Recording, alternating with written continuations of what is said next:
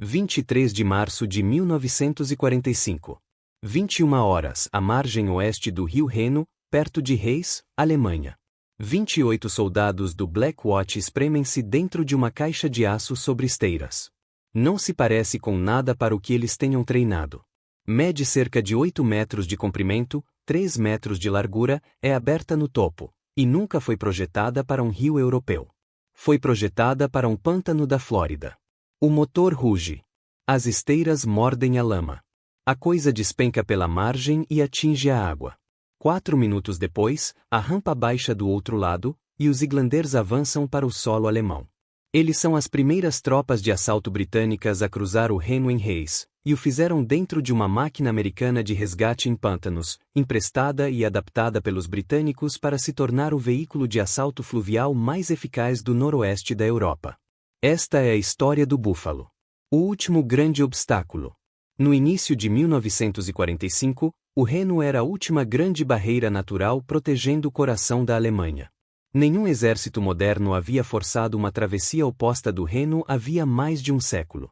Nos pontos de assalto britânicos perto de Reis e Wesel, o rio tinha entre 270 e 410 metros de largura, correndo a 3 nós. Os alemães abriram as comportas a montante para elevar ainda mais o nível da água. Entre Immerich e Reis, braços do antigo Reno criavam um obstáculo duplo. A margem oriental foi deliberadamente inundada. Bancos de lama se estendiam além dos diques. As defesas eram formidáveis. O general Alfred Selen posicionou cerca de 70 mil soldados a leste do Reno.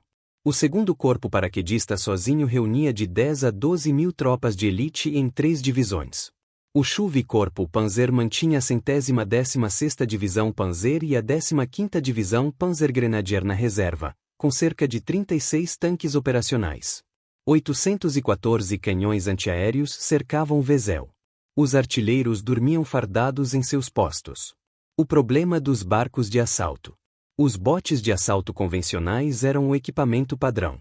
Não tinham blindagem, levavam apenas 10 a 12 homens e ficavam totalmente à mercê da corrente. Seus motores eram pouco confiáveis.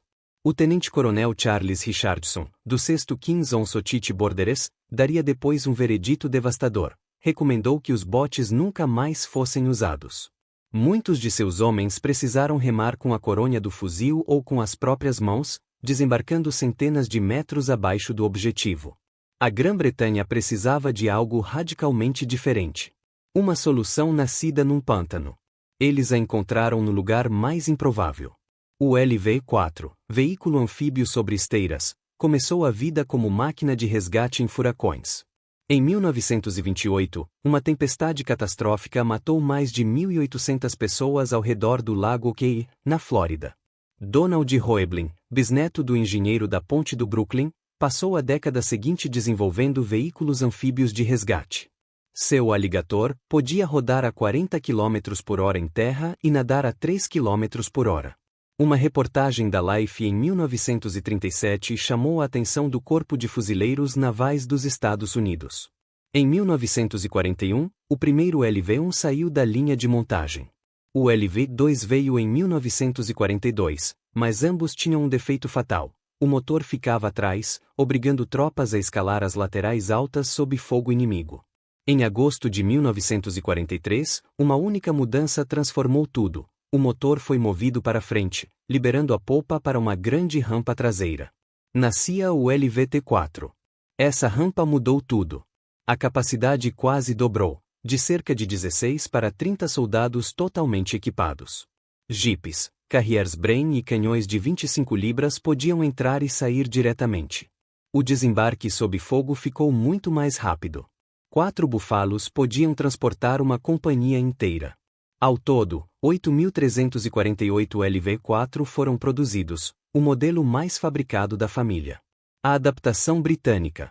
Cerca de 500 veículos chegaram à Grã-Bretanha via Ledlease, designados Buffalo Mk-4. Todos foram concentrados na 79ª Divisão Blindada, comandada pelo Percy Robar. O veículo era americano. A doutrina foi britânica.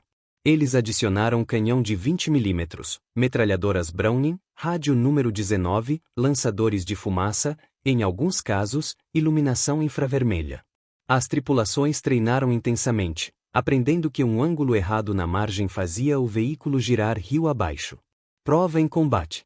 Em novembro de 1944, na ilha de Walcheren, apenas 11 búfalos transportaram infantaria diretamente para o centro de Middelburg. Cerca de 140 britânicos aceitaram a rendição de 2.000 alemães. As lições alimentaram o planejamento da travessia do Reno.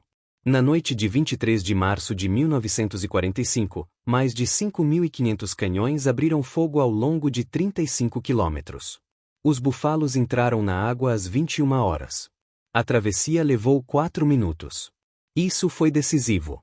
Não deu tempo para a artilharia alemã ajustar o tiro. As tropas chegaram organizadas e concentradas, não em pequenos grupos dispersos. Relatórios confirmam: da entrada na água até botas no solo inimigo, 6 minutos. Em contraste, unidades que cruzaram em botes desembarcaram desorganizadas, centenas de metros fora do alvo. Resultados: em 3 dias, os búfalos realizaram mais de 3.800 travessias. Transportaram divisões britânicas e canadenses inteiras. Perdas totais das tripulações: 38 homens. Veículos destruídos: 9. Prisioneiros alemães capturados: 16.000. Em 26 de março, o próprio Winston Churchill cruzou o Reno em um búfalo. Nenhuma alternativa se aproximou desse desempenho. O legado. O conceito da rampa traseira tornou-se padrão para todos os veículos anfíbios de assalto posteriores. Um búfalo que cruzou o Reno foi escavado em 2021, enterrado desde 1947. A rampa ainda funcionava. Um inventor americano criou uma máquina para resgatar pessoas em pântanos. Os fuzileiros a transformaram em veículo de desembarque. Os britânicos concentraram 500 delas, mudaram a doutrina, treinaram tripulações e transportaram um exército inteiro através do rio mais defendido da Europa. O búfalo foi emprestado. O que os britânicos fizeram com ele foi inteiramente deles. O búfalo não foi inventado na Grã-Bretanha. Não foi projetado para o Reno. Não foi concebido para enfrentar artilharia, correntes fortes ou margens inundadas. Mas foi empregado, adaptado e integrado de uma forma que nenhum outro exército conseguiu replicar. Enquanto outros viam um veículo anfíbio limitado, os britânicos viram uma solução sistêmica. Doutrina correta, concentração de meios, treinamento obsessivo e uso no momento decisivo. O resultado foi claro. A travessia do rio Reno não se tornou um novo Gallipoli. Não se transformou em um massacre prolongado. Foi rápida, organizada e irreversível. Quando a primeira rampa caiu na margem leste, a guerra terrestre na Europa já estava decidida. O búfalo não venceu a guerra sozinho. Mas tornou possível o avanço que a encerrou. E essa sempre foi a marca da engenharia militar britânica na Segunda Guerra Mundial. Não criar a arma mais barulhenta. Mas a que funcionava quando realmente importava. Sem gargalos. Sem pontes destruídas atrasando o avanço. Sem tempo para reorganizar linhas defensivas. A travessia anfíbia em massa eliminou o último obstáculo natural que ainda dava à Alemanha a ilusão de controle. A partir daquele ponto, o avanço aliado deixou de ser uma campanha, tornou-se um colapso em cadeia. Cidades caíam antes que ordens chegassem.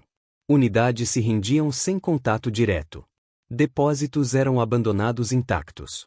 O que parecia, no papel, apenas um veículo anfíbio improvisado, na prática funcionou como um multiplicador estratégico. Ele encurtou o tempo, reduziu baixas, acima de tudo, negou ao inimigo a chance de reagir. Essa é a diferença entre ter tecnologia e saber exatamente quando e como usá-la. É por isso que a história militar frequentemente erra o foco. Fala de tanques mais pesados, canhões maiores, aviões mais rápidos. Mas ignora os sistemas silenciosos que decidem guerras sem chamar atenção. O búfalo nunca foi símbolo. Nunca virou pôster. Nunca recebeu a fama de um Tiger ou de um Sherman. Mas quando o último grande rio caiu, quando a última linha defensiva natural deixou de existir, foi ele, e tudo o que representava, que abriu o caminho final. E essa é uma história que merecia ser contada. Porque, no fim, guerras não são vencidas apenas pela força. São vencidas por quem entende o momento exato em que o inimigo já perdeu. Quando o avanço cruzou o último rio, não restavam decisões estratégicas a tomar.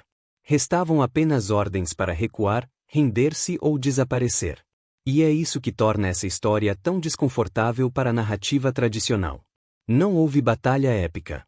Não houve contra-ataque heróico. Não houve reviravolta. Houve planejamento. Houve coordenação. Houve execução fria. A engenharia não brilhou nos jornais. Brilhou no silêncio logístico que impediu o inimigo de reagir, enquanto alguns ainda procuravam a arma milagrosa. Os britânicos já tinham resolvido o problema real. Como atravessar, avançar e encerrar a guerra sem dar ao inimigo uma segunda chance. Esse sempre foi o padrão invisível. Não o espetáculo, mas o resultado. E é por isso que, quando a história é contada com atenção aos detalhes certos, fica claro que a vitória não aconteceu de repente. Ela foi construída, peça por peça, veículo por veículo, decisão por decisão, sem glamour, sem exagero, sem erro,